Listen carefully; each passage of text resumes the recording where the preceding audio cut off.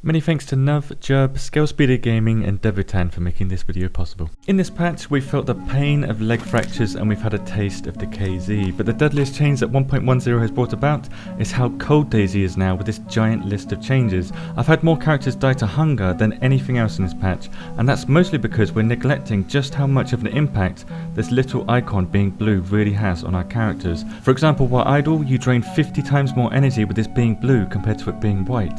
50, that's a crazy difference. So if any of us want a chance at surviving this patch and the upcoming new map Namalsk when it's released, it's about time we understand how to stop this icon from going bluer than the US elections.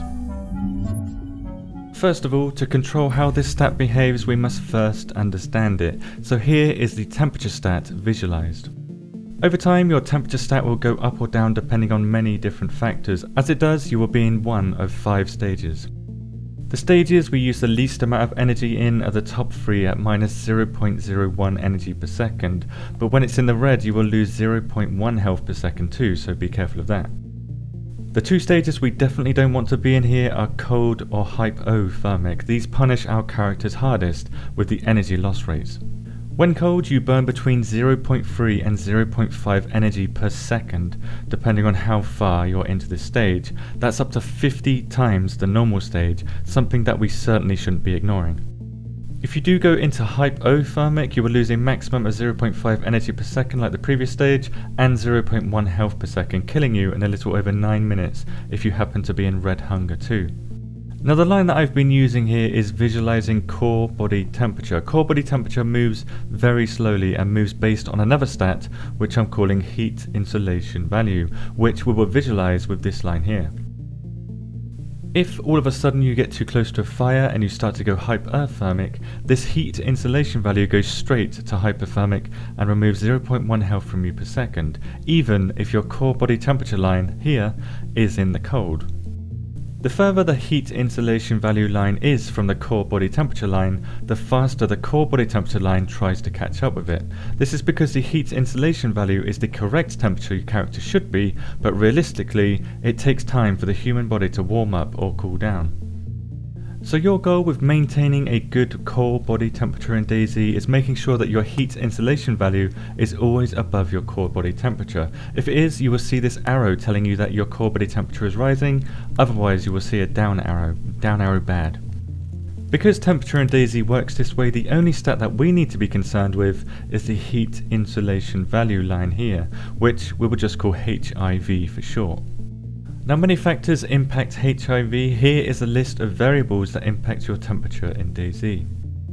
The DayZ engine combines all of these factors at once to determine how much your HIV changes your core body temperature.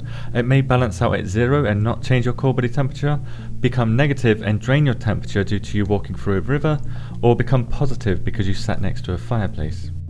All of these can be narrowed down into 4 factors that make you cold and 4 factors that make you hot. All 8 of these factors have certain weights tied to them based on my testing. For example, being in water has much more of a negative impact on your HIV than the quality level of your clothing. So as a result, being in water has more of a negative impact, as shown here, compared to the quality level of your clothing, shown here. Based on my testing, here is how much of an impact the others have on your HIV stat.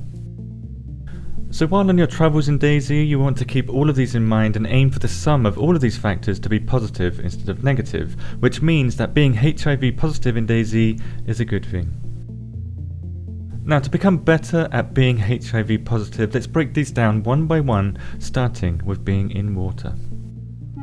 Being in water or even running through a small river has a massive impact on your temperature in DayZ. Even high-end military gear can't stop you from going hypothermic as a result of going into water. Your core body temperature will adjust rapidly down while you consume extra energy and will probably lose health too if you go hypothermic. As soon as you step into water, your shoes become instantly drenched, and if you swim, all of your gear immediately takes on the maximum amount of water it can, including items within your clothing. Now in the game files, water is set to be half the temperature that the air temperature is on the server, which is really cold. On a map like Namalsk, your core body temperature will drop very quickly, making it harder for your HIV stat to get the temperature stage where you're not burning a crazy amount of energy per second. My advice, avoid water completely. On to the second biggest factor that makes you cold in DayZ. Being outside has 4 main factors that make you cold: the wind, your altitude, server time, and rain. The wind on a server can be seen by how much trees sway. The more wind there is, the more violently trees sway, the colder the server is. You can avoid wind by running through forests instead of fields, but being in the wind does dry your clothes slightly faster. Your altitude, or how many meters you are above sea level, has a huge impact on how cold you are. The difference between the coast and Tizzy is only about 450 meters in height, yet it appears that Tizzy is twice as cold as the coast. Going to high altitude locations will require the best cold resistant gear in the game for you not to get cold, but following valleys to avoid hills can help you tackle this harsh cold from altitude. The time on a server also has a significant impact on temperature, with nighttime being around half the temperature that daytime is. So daytime not only helps you see better, but it keeps you warmer and it dries your clothes faster than nighttime does due to the sun, with the best time to dry clothes being around 12 noon. The temperature system in DayZ is so detailed that it even considers how cloudy or foggy it is when it comes to drying your clothes. Finally, for being outside, we have rain, the one that people notice the most when it comes to temperature. Rain can be avoided entirely by, not going in the rain, but because we're impatient, we don't care and we run around in the rain until we die of hunger from the cold. Running in light rain is fine, but if it's heavy rain like this, your clothes will become drenched very quickly, and having drenched clothes is a very bad thing in DayZ. My advice is to take breaks from the rain inside houses from time to time to wring out your clothes. This will help you get back some of your core body temperature that you lost while running in the rain and not kill you so quickly as a fresh spawn. Another tip would be to run through forests, as trees will provide some cover from the rain, but not that much. And just FYI, there is no waterproof gear in the game. Everything absorbs water. Which brings us to the next factor that impacts your HIV, the moisture level of your clothes. Each piece of clothing in DayZ has a stat on it for the maximum amount of water that it can absorb, and the heat insulation value it provides you. This heat insulation value can be seen in-game on clothing. Using the mountain bag as an example here, it has a maximum moisture value of soaked and provides 100% protection from the cold. 100% is the maximum an item can protect you and will be displayed in-game with best insulation on an item. Now, as the mountain bag is exposed to water, it raises its moisture level, and as it goes up to each stage, it decreases the mountain bag's heat insulation value. In this case, the mountain bag is wet and as a result loses 25% of its heat insulation value. This means if an item becomes drenched, it loses all of its heat benefits, minus 100%, which means you might as well not be wearing any clothes at all. However, because the maximum moisture value of the mountain bag is soaked, it can only lose a maximum of 50% of its heat insulation value.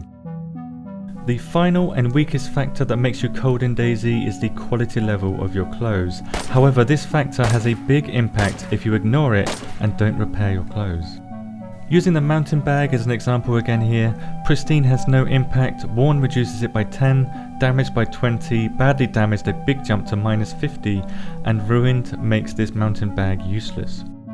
To avoid this, keep an eye on the quality level of your gear and repair it using the following items. For clothing, use a sewing kit or duct tape. For vests, use a leather sewing kit, and for helmets, use epoxy putty. The number one reason for losing clothing quality levels in DayZ is due to the infected. Get into the habit of checking the quality level of your gear, especially after looting a town full of infected, because there's a big difference between pristine and badly damaged as shown here when it comes to getting the most out of your gear.